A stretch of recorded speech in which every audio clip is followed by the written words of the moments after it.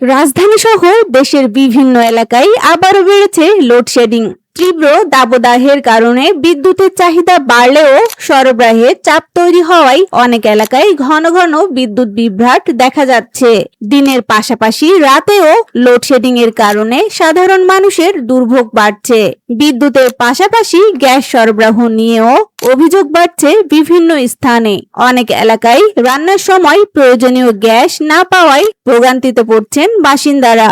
ব্যবসা প্রতিষ্ঠান ও ছোট শিল্প কারখানাগুলোও সরবরাহ সংকটের প্রভাব অনুভব করছে। বর্তমান দাবদাহ পরিস্থিতিতে বিদ্যুৎ ব্যবহারের পরিমাণ স্বাভাবিক সময়ের তুলনায় অনেক বেড়েছে। এতে বিদ্যুৎ ও জ্বালানি খাতে অতিরিক্ত চাপ তৈরি হয়েছে। রাজধানী এবং বিভিন্ন জেলার বাসিন্দারা দ্রুত পরিস্থিতির উন্নতি প্রত্যাশা করছেন। বিদ্যুৎ ও গ্যাস সরবরাহ স্বাভাবিক রাখতে সংশ্লিষ্টদের কার্যক্রম এখন বিশেষভাবে গুরুত্ব পাচ্ছে।